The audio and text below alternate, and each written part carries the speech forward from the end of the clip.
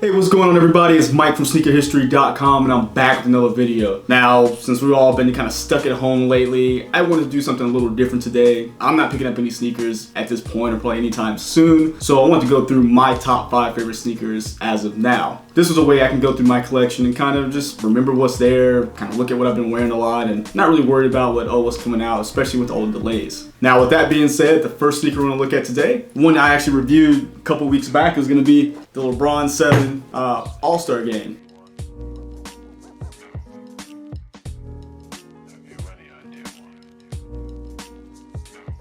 Now, this one I did a video on, again, probably about 2 weeks ago, and this is just one of the shoes I always wanted. It came out 10 years ago.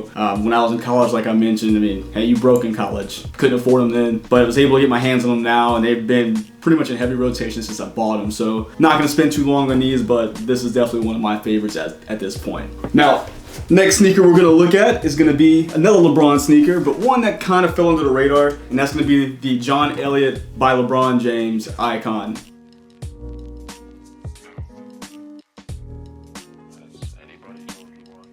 Now this was, I want to say, probably the third colorway to come out. We had that white and black colorway, there was a black colorway, and then actually this might have been third or fourth because the white and tulip came out at the same time. Now they were pretty high price tag when they came out, I think 220 bucks when they released, but because they did sit, I was actually able to get these for, I want to say about 150, maybe $125 at an outlet. Now really cool, I mean, very different sneakers, not something you can wear every day, but when I get a chance to, I definitely put them on with the, all pink upper. You got that LeBron 8 midsole and air unit, and this outsole as well. And then you also have this really cool translucent mesh, so if you put different pairs of socks on, different color, it gives this shoe a different look each time. So really cool, and it's something different I like to bring out every so often. And plus, I know you guys have seen a lot of videos of the John Elliott Air Force 1 with that really nice insole. Same thing happens with these as well. As you can see, I just kind of pull this one out a little bit. It has that super cushy, super thick insole, so it's really comfortable to wear and you don't really get sick of it after a long time on foot.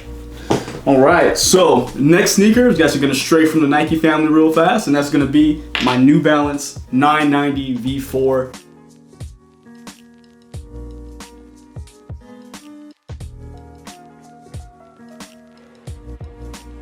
This one's actually a made in the USA pair. Now, if you guys have not seen the made in the US pair, haven't put one on, you really have to try them out because the materials are just way better than what we typically get in the general releases. And when I opened the box when I purchased these, it smelled like a leather jacket store, leather goods store. It was crazy. The material is really good, really soft, and this is one of those times all sneakerheads are like, oh, I want this great material, but I don't want to, I don't want to pay for it, but just keep waiting and keep looking because these were actually on sale. I mean, 990s are typically a pretty expensive sneaker, and this one came out, I'd say I got it from Hibbett Sports. I ordered it, and I think it came out to about 90 bucks, which is an $80 discount from the normal $175, $180 price point. Now, this particular colorway is called the Fade to Black because it is the last colorway they released before switching over into the 990 V5. So if you are looking for a New Balance but don't want to put out the cash for the new model, do some looking around because there are a few stores that are still carrying the 990 V4s, and they go with pretty much anything, especially this pair and any of the gray pairs because they're really neutral. Now, as I mentioned before, with this Made in America, you give them more of a luxury and more of a premium material with all the leather upper, and you actually have leather in the sock liner as well. So very cool shoes, something I've been wearing a lot since I've got them. I want to say I bought them at the end of last year, maybe the beginning of this year, and they never go in the box because they're always next to a door ready to go at all times.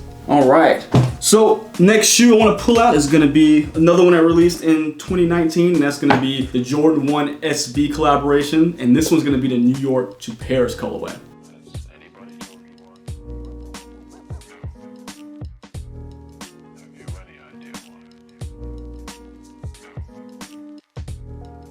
Now, this one did not get as much love or admiration as the Laker colorway, the LA to Chicago pair, but this one is I think a little bit easier to wear than that purple that turns into red. You have to put almost like a special outfit on for that to make sure you match, but this one, very simple gray tones, and when you rub it off clearly, you guys can see the different pinks coming out of it. You have the light pink here, and I think the crimson tint color, you want to call it, like on the heel and on a swoosh, or an ankle collar, I'm sorry. And I don't know, just a really nice shoe, especially since I haven't been able to get a lot of the SB releases since that those dunks have become super popular again. This has definitely been one I've worn a lot, just because I love Jordan 1s, I love SBs, and this was like the perfect marriage of the two. Now, what's crazy is that a lot of people slept on these, and you were able to get them for pretty much retail on resale sites.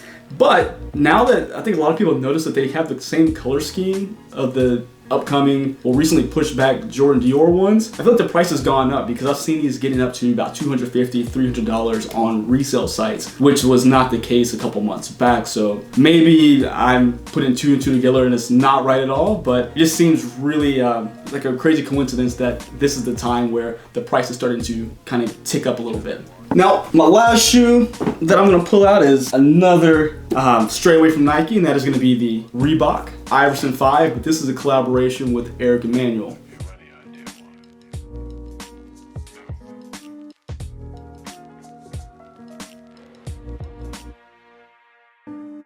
Now, Emanuel is a designer. He has his own brand, and he's been known to do a lot of different collaborations with Reebok and Adidas as well, if I'm not mistaken. So this pair actually released alongside a white and pink pair, which is way more limited, at the Chicago Comic-Con of 2019. Now, they had originally released there, but these yellow and silver pairs saw a wider release once they've actually, Complex Con was over, that Reebok went ahead and released them. Again, another sneaker that was really slept on because everyone wanted the more limited white and pink pair. But what they're missing out on is that this sneaker set, it was, I think, originally $160 when it released, but because it was just hanging around, I was able to get these for, I think, about $70 on Black Friday of 2019. Now, this may be some of the best material on the sneaker I have seen in a good while, and that goes back to that New Balance as well. Those two sneakers, they're just some of the best material, and I was able to get them for pennies on the dollar. You can look at the leather here, when you just touch it, I mean, it's creasing. And you can look at the shoe, I've worn it a lot, and there's a lot of creases in the shoe, but they look good. It's not like that vinyl where if you wear it, it looks brittle and just not a good look at all. The inside is gonna also be a leather sock liner.